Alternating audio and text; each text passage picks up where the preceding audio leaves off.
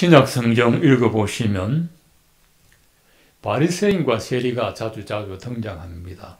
또 바리새인과 세리가 비교되고 있습니다. 바리새인과 세리 사이에 또 하나가 사두개인이 있습니다. 그래서 오늘은 사두개인과 바리새인과 세리 이 세 종류의 사람을 통해서 우리가 가진 믿음이 어떤 믿음인지를 확인하고 주님이 기뻐하시는 믿음의 사람 되기를 바랍니다. 먼저 사두개인의 신앙이 있습니다. 이 사람들의 신앙은 사후세계를 믿지 않습니다. 부활도 영생도 믿지 않기 때문에 예수님의 부활을 강력하게 부인한 사람들이 사두개파 사람들입니다. 이 사람들은 지상세계의 삶만 믿습니다. 그래서 땅에서 모든 것을 누리려고 합니다. 이 사람들은 권력을 좋아합니다. 부활과 영생과 천국을 믿지 않으면서도 중요한 교회 권력을 독점했습니다. 예수님 시대에 대제사장 직분을 사두개인들이 가져갔습니다. 대제사장은 70명으로 구성된 사내드린 공회의 의장입니다. 이 사내드린 공회는 로마 정부가 인정한 자치행정기관이고 종교재판기관입니다. 예수님 종교재판할 때 대제사장도 사두개파 출신의 안나스와 가야바였습니다. 안나스는 가야바의 장인입니다. 로마 총독에게 돈을 주고 대제사장이라는 권력을 샀습니다. 서열이 되어서 존경받을 인물이 되어서 사내들인 의원이 추대한 것이 아니고 로마 권력에 아부하여 대제사장직을 받았습니다. 그래서 로마 정부에 밑보이면 또 대제사장직에서 또 내려갔습니다. 원래 대제사장은 한 사람인데 사두개인은 장인과 사위가 같이 맡았습니다. 이게 불법입니다. 그만큼 권력을 좋아하고 돈을 주고 권력을 산 것입니다. 그래서 사두개인 같은 신앙은 부활도 안 믿고 영생도 안 믿고 천국이 있다는 것도 안 믿으면서 좋은 자리 차지하려는 것이 사두개인의 신앙을 가진 사람입니다. 두 번째는 바리새인의 신앙입니다. 바리새인에 대해서는 참 들을 말씀이 많으나 5가지 정도를 살펴보겠습니다. 바리새인들은 첫째, 분리주의적인 신앙을 가졌습니다.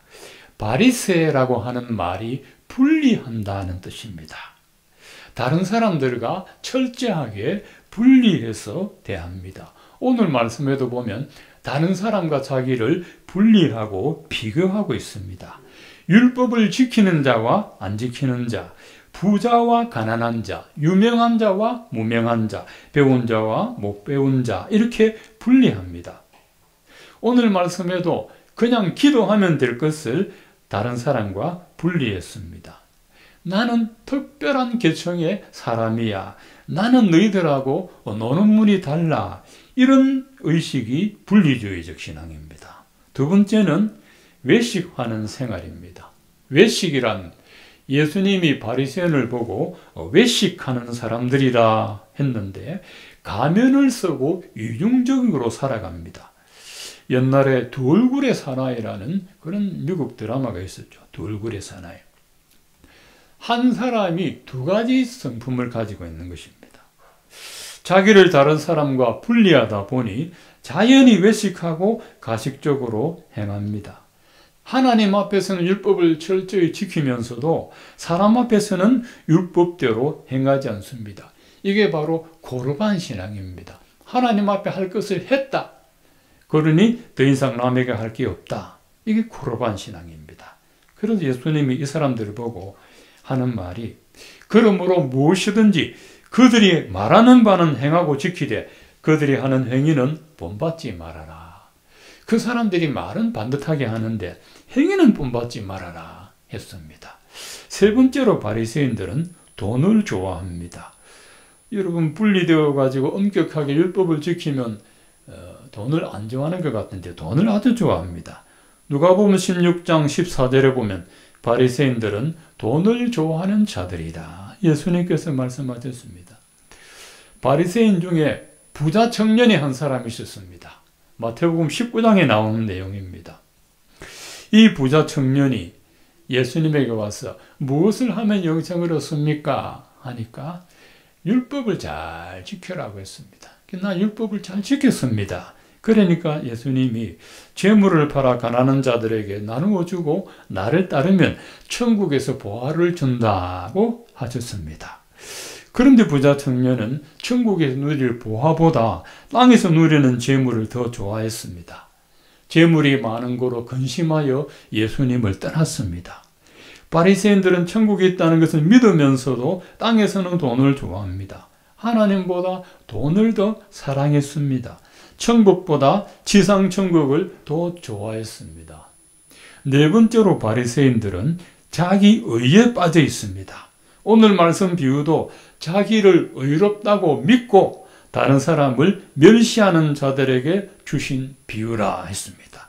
자기를 의롭다고 믿는 사람은 바리새인이고 다른 사람을 멸시하는 자도 바리새인입니다.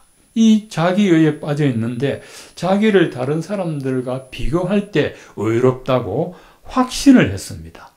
내가 의롭기 때문에 다른 사람을 멸시하는 것도 당연하다고 생각했습니다. 또 하나님 앞에서도 자기가 의롭다고 믿었기 때문에 죄를 회개하지 않았습니다. 내가 의롭다고 생각하기 때문에 회개할 필요를 느끼지를 않습니다. 그리고 다섯 번째 바리새인들은 영적인 세계를 믿습니다. 지상 세계 너머에 하나님 나라가 있음을 믿습니다. 부자 청년 바리새인이 무엇을 하면 영생을 얻습니까? 영생이 있음을 믿으면서도 실상은 천국보다 세상을 좋아하고 영생보다 땅에서의 삶을 더 좋아하면서도 영생에 관심은 있습니다. 그래서 바리새인들의 신앙은 외식적이고 가면적입니다. 마지막 세 번째로 세리의 신앙을 보겠습니다. 이 세리는 세무직원입니다. 정상적인 세무직원이 아니라 유대인들은 동족에게 세금을 착취하는 세리를 경멸했습니다. 사람 취급을 하지 않았습니다. 예수님의 제자 마태는 직업이 세리였습니다. 예수님이 마태의 집에 들어가고 음식을 먹고 있을 때 바리새인들이 예수님을 비난했습니다. 예수라는 사람이 세리와 죄인들과 함께 밥을 먹을 수 있느냐? 예수님도 같은 죄인인가? 그렇게 비난했습니다. 비난. 그런데 하나님께서는 이 세리를 품어주시고 용서하셨습니다. 먼저 세리는 자기가 죄인인 것을 알았습니다. 하나님께 자기가 죄인인 것을 고백했습니다. 오늘 말씀해 보면 바리새인은 성전에 가까이 나가서 당당하게 이렇게 기도하는데 세리는 멀리 서서 눈을 들어서 하늘을 쳐다보지도 못하고 가슴을 치면서 말합니다. 하나님이여 나를 불쌍히 여기소서 나는 죄인으로소이다 라고 했습니다. 가슴을 치면서 나는 죄인으로소이다. 세리는 자기가 얼마나 큰 죄인인지를 알고 하나님 앞에선 자기의 제약된 모습을 보고 가슴을 치지 않을 수가 없었습니다. 그리고 이 세리는 자기 죄를 고백한 이 세리를 하나님께 어렵다 하는 인정을 받았습니다. 이 비유를 결론적으로 예수님이 말합니다. 내가 너희에게 이르노니 이제 저 바리새인이 아니고 이 사람이 어렵다 하심을 받고 집으로 내려갔느니라. 무릇 자기를 높이는 자는 낮아지고 자기를 낮추는 자는 높아지리라. 바리새인이 기도할 때 하나님이 당연히 자기를 어렵다 해줄 줄 알았습니다. 이 사람은 일주일에 2번 금식을 합니다. 그리고 하루에 3번 딱 정해진 시간에 기도합니다. 아침, 정오, 오후 이렇게 기도를 합니다. 또 주일을 안식일을 엄격하게 지킵니다. 안식일을 엄격하게 지킵니다. 여러분 주일날 커피 마시다가 커피를 땅바닥에 쏟았어. 그 땅바닥에 쏟은 것도 안 치웁니다. 그거 치우는 게 노동이 될까 싶어서 안 치우는 사람. 얼마나 엄격한 줄 압니까? 성지순례 가면 주일이 안식일 날 다가왔습니다. 그 사람들은 토요일 날 지키죠. 안식일 날 엘리베이터 타면은요, 12층에 올라가면 다른 사람 보고 좀 눌러달라 그래. 누르는 것도 노동이 될까 싶어요. 여러분, 이렇게 철저한 사람이 없습니다.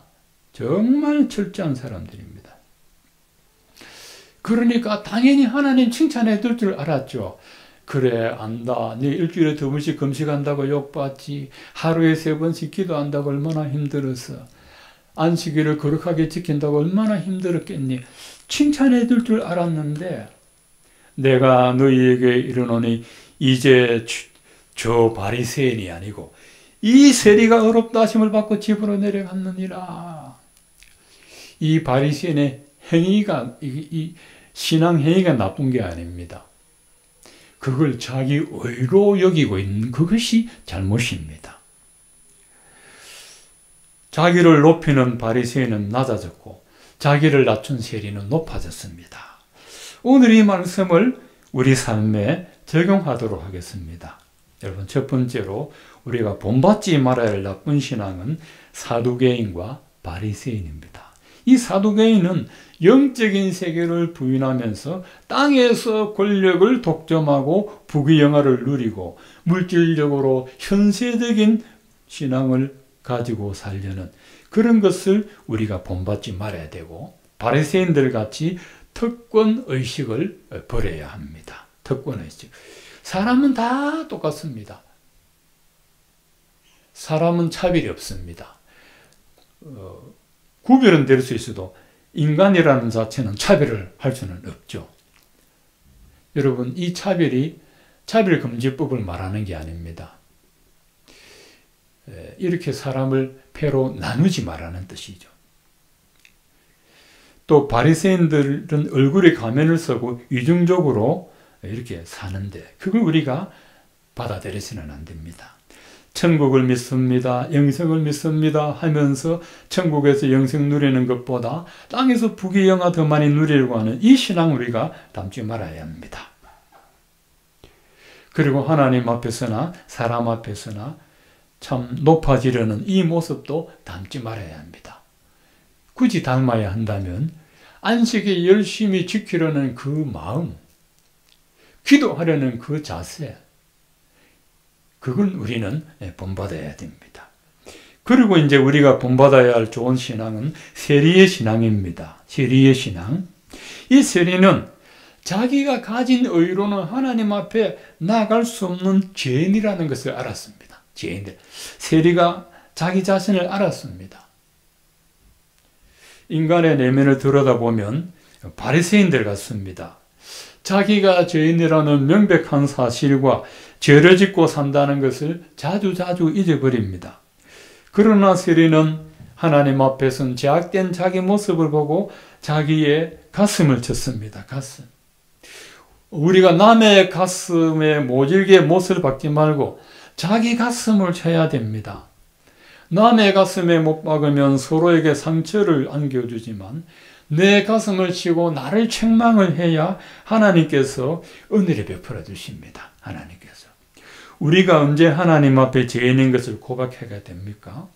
어떤 사람은 세리같이 가슴을 치면서 나는 죄인입니다. 불쌍히 여겨주세요 하는데 어떤 사람은 바리새인같이 자기 의를 내세우는 사람인데 그 차이가 어디서 온 겁니까? 예수님을 인격적으로 만날 때 그때 내가 죄인인 것을 고백합니다. 예수님이 베드로를 찾아가셨습니다. 밤새 물고기 한 마리 못 잡은 베드로에게 깊은 들어가서 그물을 내려 고기를 잡으라 하셨습니다. 그 물이 찢어질 정도로 고기를 잡았습니다. 베드로가 주여 감사합니다. 이 고기 가지고 숯불에 구워서 맛있게 먹겠습니다. 그렇게 하지 않고 베드로가 뭐라고 말했습니까? 베드로가 주여 나를 떠나소서 나는 죄인으로소이다. 예수님이 누군지를 만났을 때 주님 나를 떠나소서 나는 죄인입니다. 나는 주님을 가까이 할 수 없는 죄인입니다. 이 베드로 보고, 이 베드로가 살아있을 동안에 아무도 베드로 보고 너 죄인이야 말한 적 없어요. 또 예수님이 베드로 보고 너 죄인이야 말씀 안 하셨습니다. 한마디도 안 했는데 베드로가 예수님을 볼 때 자기가 죄인인 것을 알았습니다. 이 세리도 하나님이 너 죄인이야 말 안 했습니다. 자기가 자기를 보고 나는 죄인입니다 말했습니다.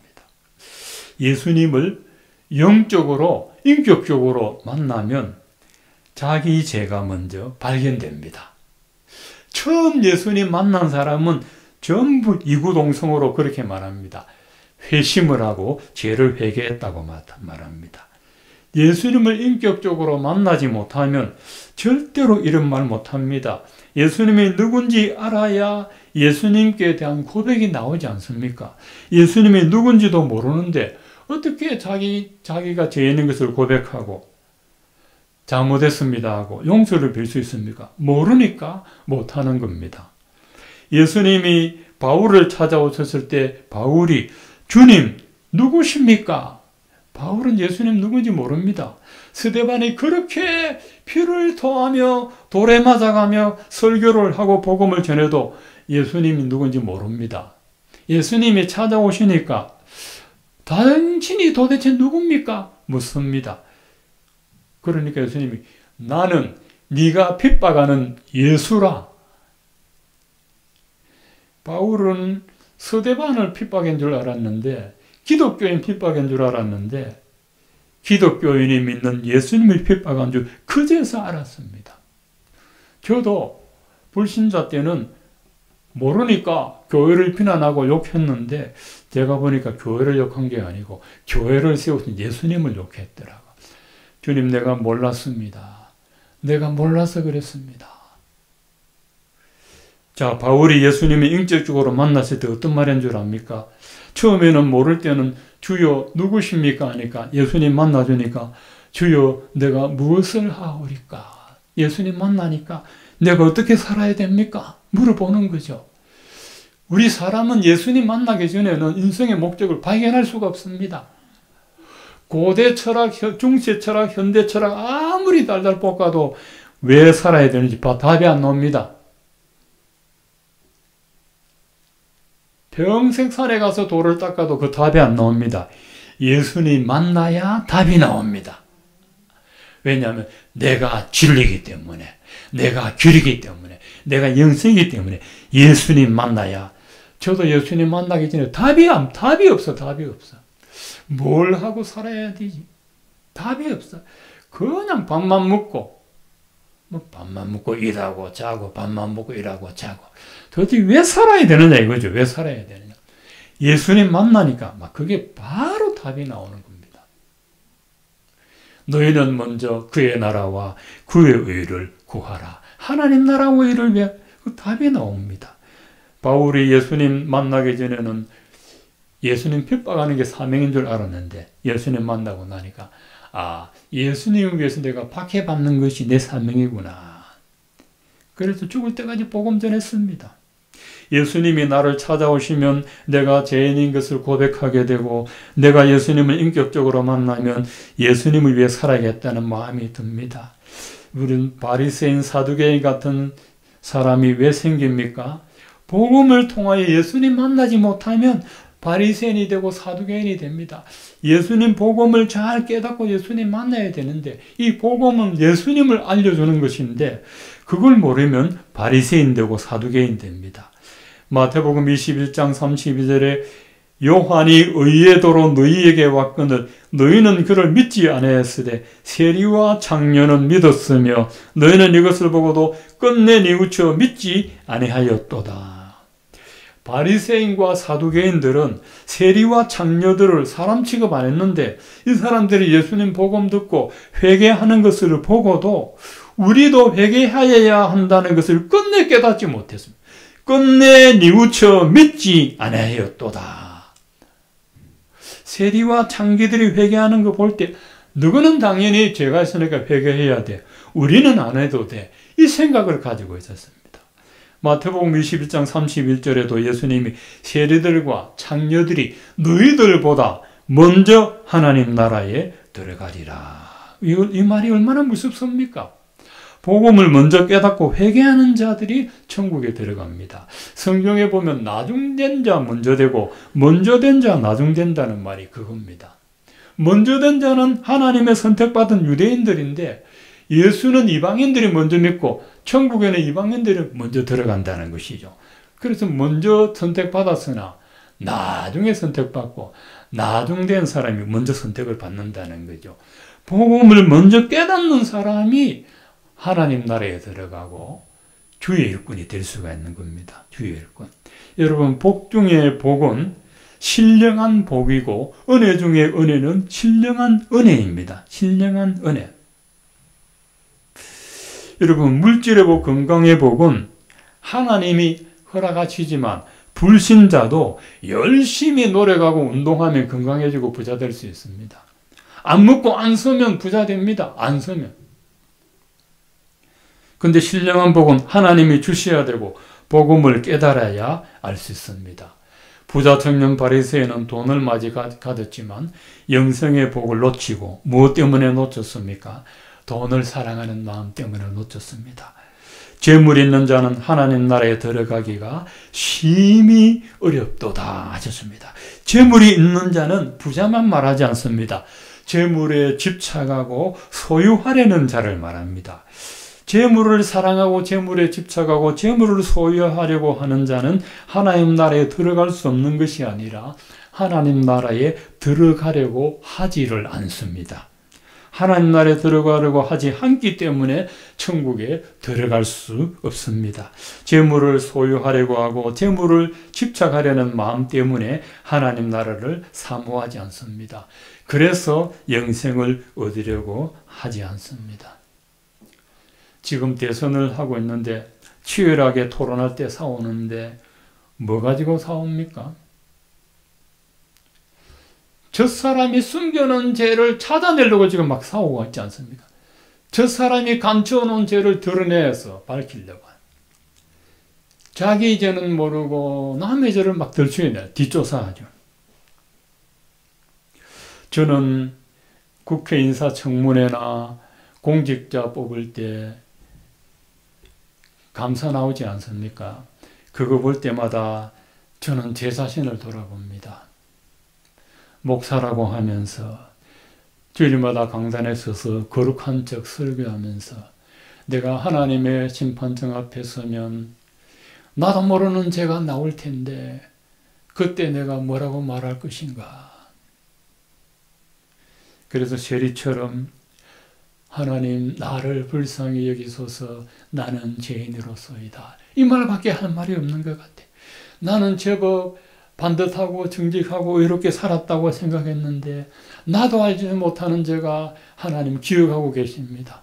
근데 한 가지 감사할 것은 성경에 보면 회개한 죄는 하나님이 기억도 안 하십니다. 마귀는 기억하는데 하나님이 기억 안 합니다.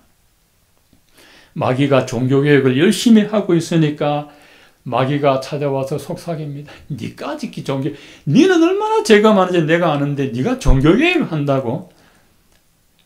그 말 들으니까 맞거든.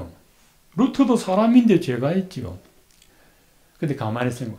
그래, 내 죄는 예수님이 용서해 주셨어. 어쩔 거야?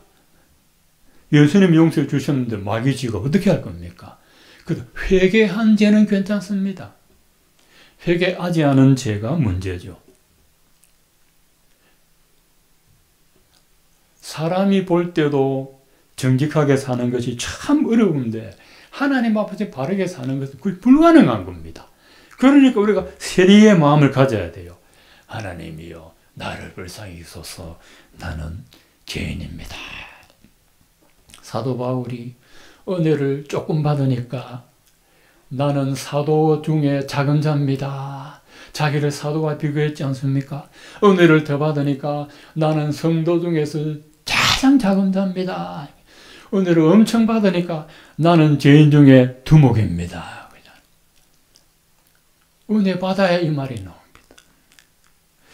여러분, 우리가 바리새인과 사두개인의 마음을 가지면 신령한 복과 은혜를 못 받습니다. 세리의 마음을 가지시기를 바랍니다. 하나님, 나를 불쌍히 여기시옵소서. 나는 죄인입니다. 하나님께서 불쌍히 해주시고 붙잡아 주시는 그런 인생 등 되기를 주의 이름으로 축원을 드립니다.